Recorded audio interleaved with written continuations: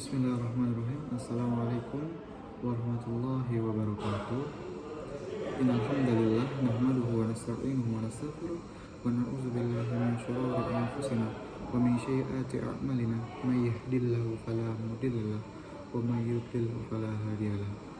Asyhadu an la ilaha illallah wa asyhadu anna Muhammadan abduhu wa rasuluh la nabiyya ba'da. Pertama-tama saya ingin mengucapkan puji syukur saya kepada Allah Subhanahu wa Ta'ala yang telah memberikan berbagai nikmat.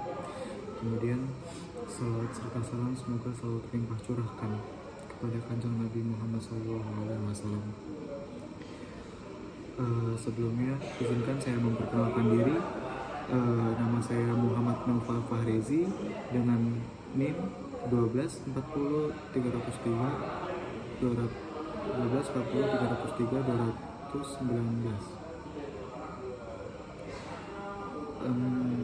Saya mahasiswa UIN Syarif Hidayatullah, Fakultas Usuluddin dengan program studi ilmu Al-Quran dan Tafsir. Tujuan video ini dibuat adalah untuk memenuhi tugas ujian tengah semester mata kuliah ilmu kalam.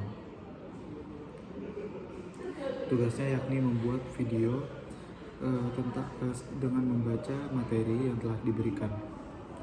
Materi saya yang akan saya bawakan adalah tentang kaum Khawarij. Seperti telah dikemukakan sebelumnya, bahwasanya kaum Khawarij terdiri atas pengikut-pengikut Ali ibn Thalib yang telah meninggalkan barisannya karena tidak setuju dengan sikap Ali ibn Thalib dalam menerima Arbiraza sebagai jalan untuk menyelesaikan persengketaan tentang khilafah dengan Muawiyah ibn Abi Sufyan. Nama Khawarij berasal dari kata kharaja yang berarti keluar. Nama itu diberikan kepada mereka karena mereka keluar dari barisan Ali. Tetapi ada pula pendapat yang mengatakan bahwa pemberian nama itu didasarkan atas ayat 100 dari surat An-Nisa yang di dalamnya disebutkan keluar dari rumah, lari kepada Allah dan Rasulnya. Dengan demikian, kaum Khawarij memandang diri mereka sebagai orang yang meninggalkan rumah dari kampung halamannya untuk mengabdikan diri kepada Allah dan Rasulnya.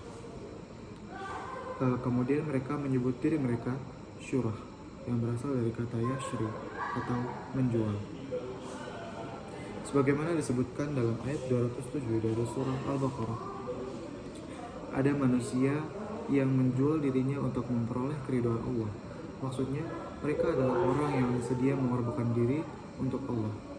Nama lain yang diberikan kepada mereka ialah Haruriyah, dari kata Haruro, satu desa yang terletak di dekat kota Kufah, yakni di Irak. Di tempat inilah mereka yang pada waktu itu berjumlah 12.000 orang berkumpul setelah memisahkan diri dari Ali. Di sini mereka memilih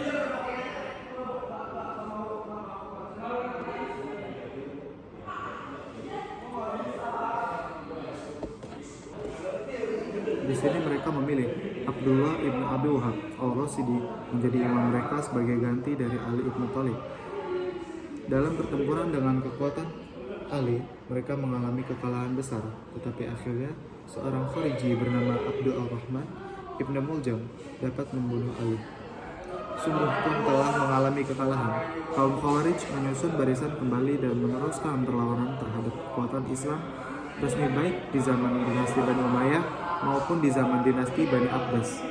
Pemegang-pemegang kekuasaan yang ada pada waktu itu mereka anggap telah menyeleweng dari Islam dan oleh karena itu mesti ditentang dan dijatuhkan.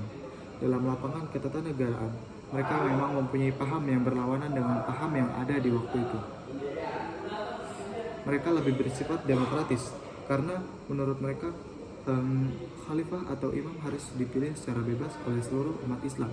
Yang berhak menjadi khalifah bukanlah anggota suku bangsa Quraisy saja, bahkan bukan hanya orang Arab, tetapi siapa saja yang sanggup asalkan dia adalah orang Islam, sekalipun ia hamba sahaya yang berasal dari Afrika.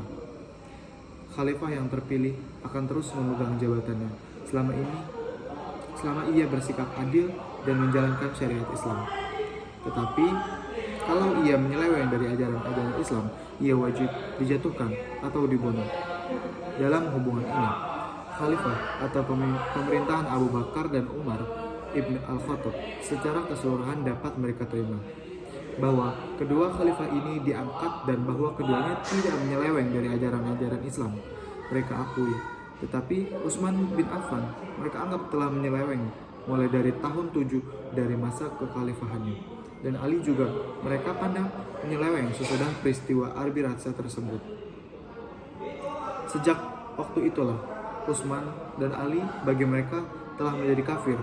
Demikian pula halnya dengan Muawiyah, Amr bin As, Abu Musa al-Ash'ari, serta semua orang yang mereka anggap telah melanggar ajaran-ajaran Islam. Di sini kaum Khawarij memasuki persoalan kufur.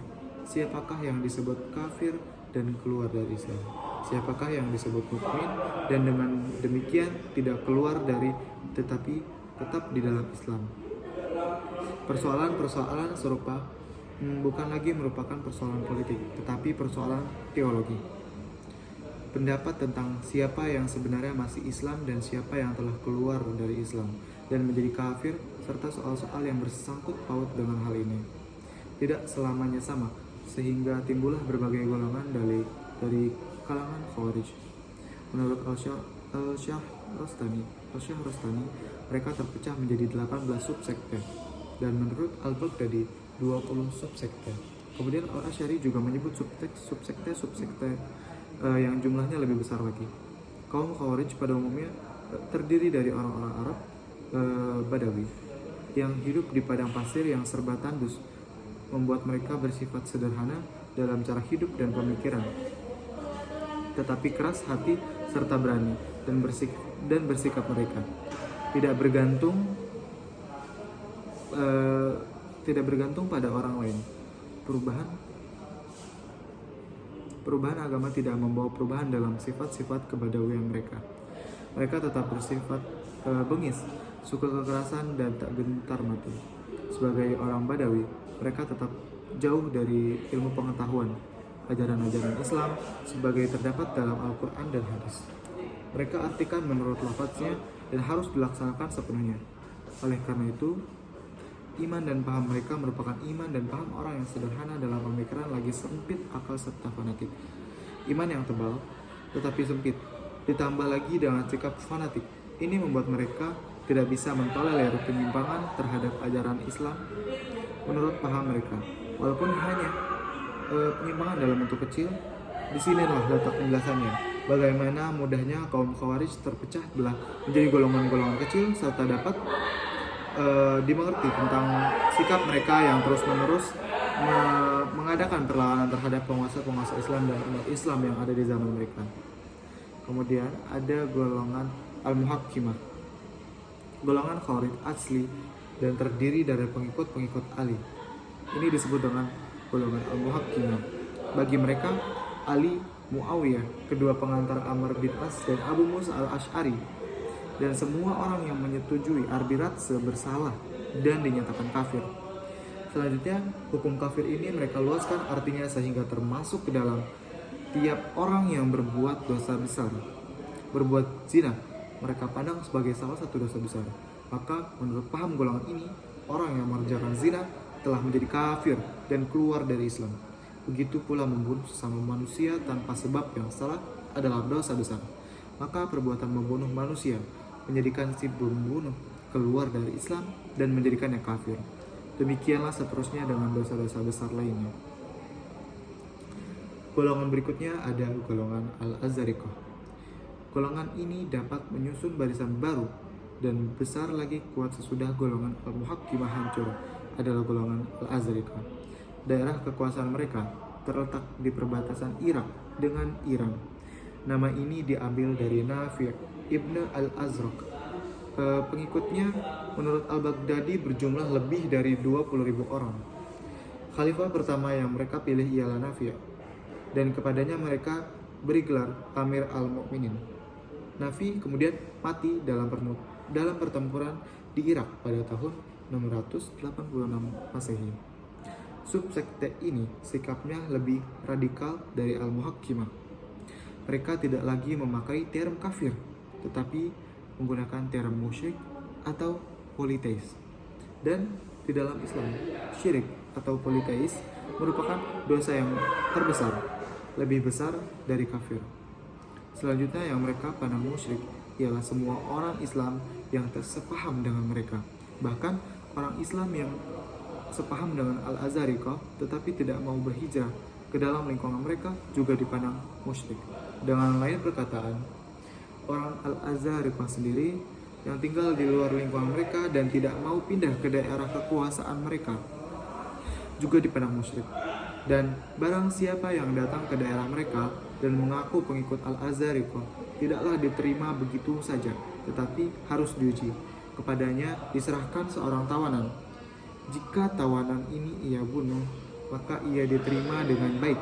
Tetapi kalau tawanan itu tidak dibunuhnya, maka kepalanya sendiri yang mereka penggal. Sikap yang mau mencabut nyawa tawanan itu memberi keyakinan kepada mereka bahwa ia berdusta dan sebenarnya bukan penganut paham Al-Azhariqah. Lebih lanjut lagi, bukan hanya orang Islam yang tak sepaham dengan mereka. Bahkan anak istri orang yang demikian pun boleh ditawan dan dijadikan budak atau dibunuh.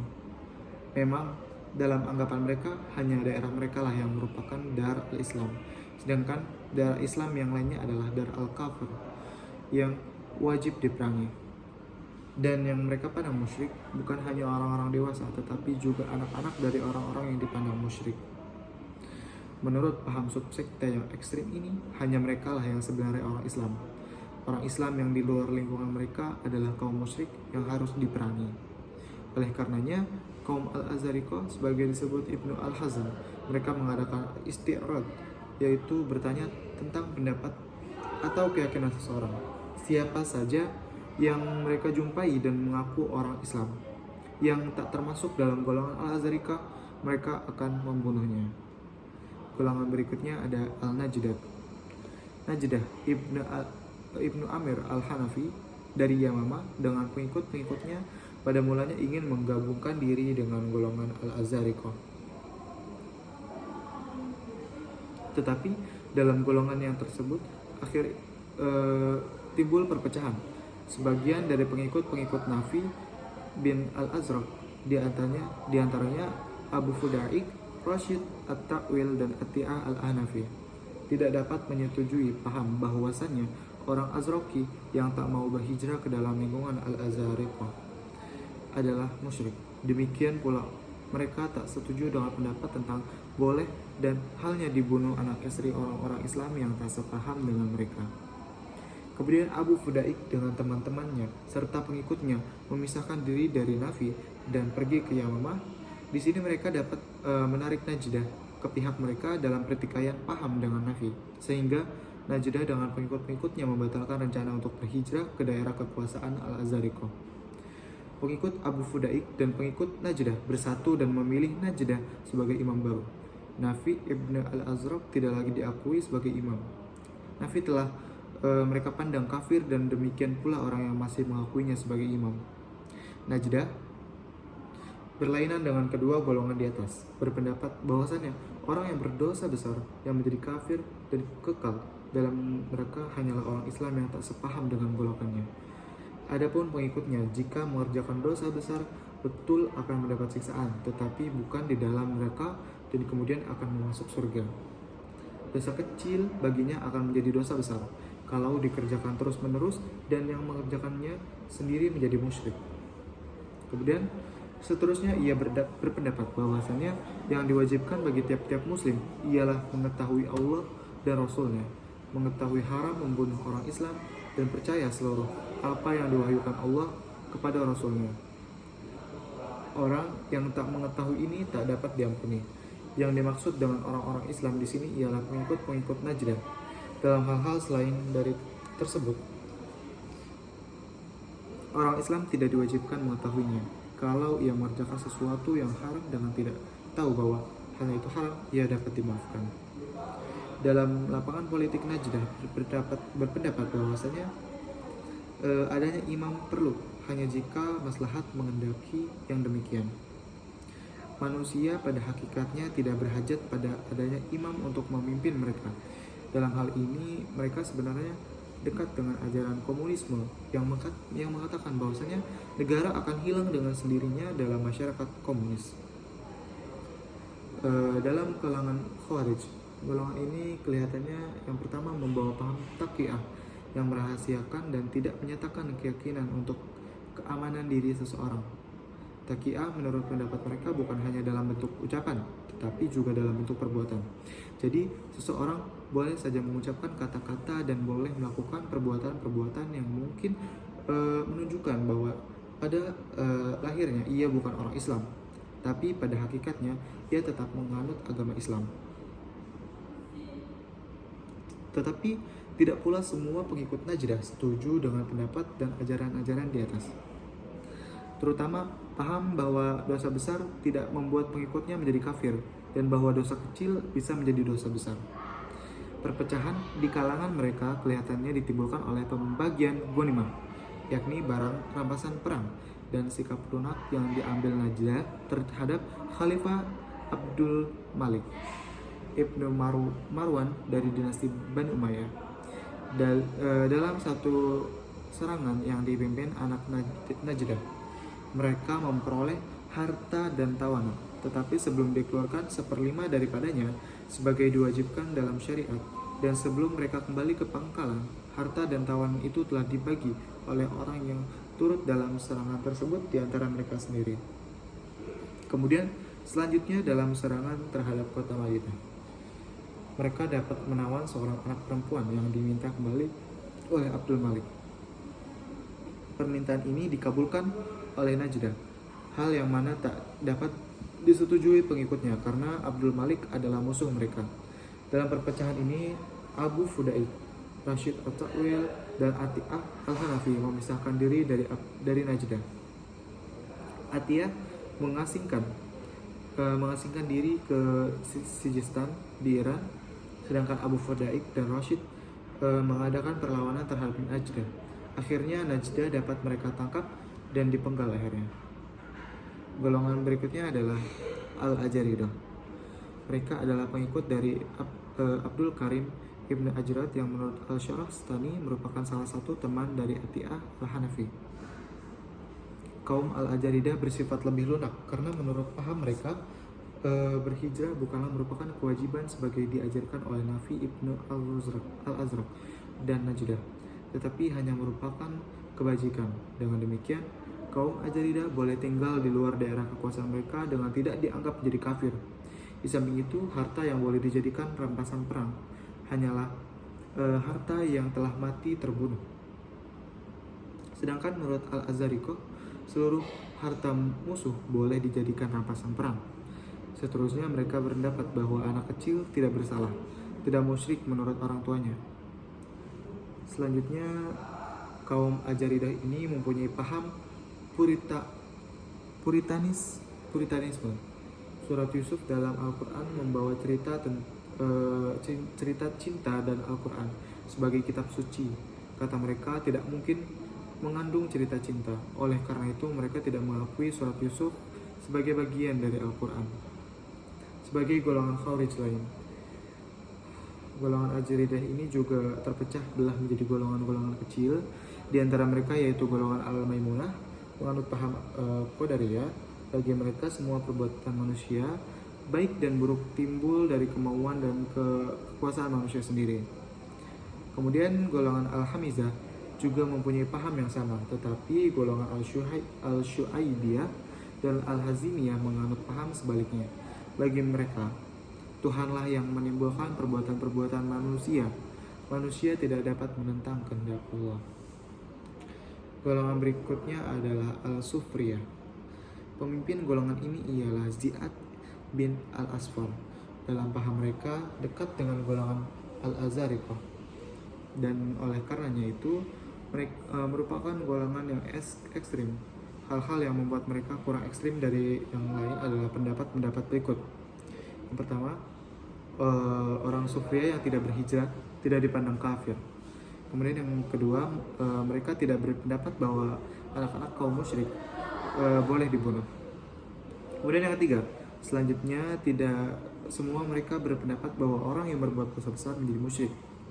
Ada di mana antara mereka yang membagi dosa besar dalam dua golongan. Dosa yang ada sanksinya di dunia seperti membunuh, berzina, dan dosa yang tak ada sanksinya di dunia seperti meninggalkan sembahyang dan puasa. Orang yang berbuat dosa golongan pertama tidak dipandang kafir. Yang menjadi kafir hanyalah orang yang melaksanakan dosa golongan kedua. Kemudian yang keempat adalah daerah golongan Islam yang tak sepaham dengan mereka bukan dar harb, yaitu daerah yang harus diperangi. Yang diperangi hanyalah maaskar atau camp pemerintah, sedangkan anak-anak dan perempuan tak boleh dijadikan tawanan. Kurf dibagi dua. Kurf bin inkar al-ni'mah, yaitu mengingkari rahmat Tuhan, dan kurf bin inkar rububiyah, yaitu mengingkari Tuhan. Dengan demikian, term kafir tidak selamanya harus berarti keluar dari Islam. Di samping pendapat-pendapat di atas, terdapat pendapat yang spesifik bagi mereka. Yang pertama ada taqiyah, hanya boleh dalam bentuk perkataan dan tidak dalam bentuk perbuatan. Kemudian, tetapi sesungguh pun demikian, untuk keamanan dirinya, perempuan Islam boleh kawin dengan lelaki kafir di daerah yang bukan Islam. Golongan yang berikutnya adalah al-ibadiyah. Golongan ini merupakan golongan yang paling moderat dari seluruh golongan Khawarij. Namanya diambil dari Abdullah bin Ibad yang pada tahun 686 Masehi memisahkan diri dari golongan Al-Azariqah.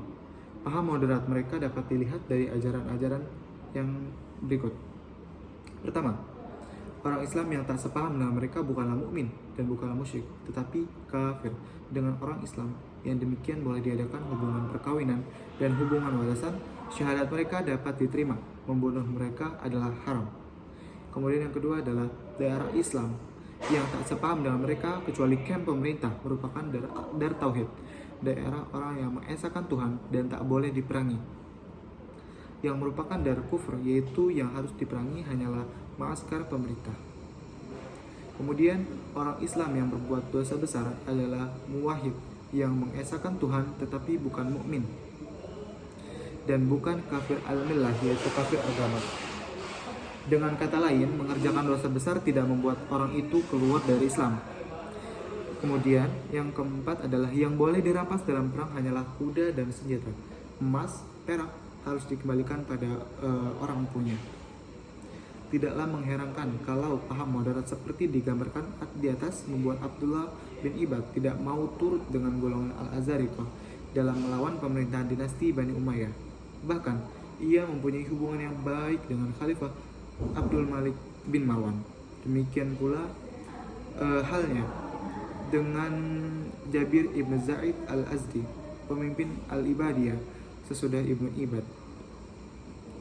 Mempunyai hubungan baik dengan Al-Hajjaj. Pada waktu yang tersebut, akhir ini dengan kerasnya memerangi golongan-golongan Khawarij yang berpaham dan bersifat ekstrim. Oleh karenanya, jika golongan Khawarij lainnya telah hilang dan hanya tinggal dalam sejarah, golongan Al-Ibadiyah ini masih ada sampai sekarang dan terdapat di Zanzibar, yakni di Afrika Utara, Oman, Arabia Selatan. Adapun golongan Khawarij ekstrim dan radikal, sungguh pun mereka sebagai golongan telah hilang dalam sejarah. Ajaran-ajaran ekstrim mereka masih mempunyai pengaruh walaupun tidak banyak dalam masyarakat Islam sekarang. Mungkin hanya sekian yang dapat saya sampaikan, kurang lebihnya mohon maaf. Wassalamualaikum warahmatullahi wabarakatuh.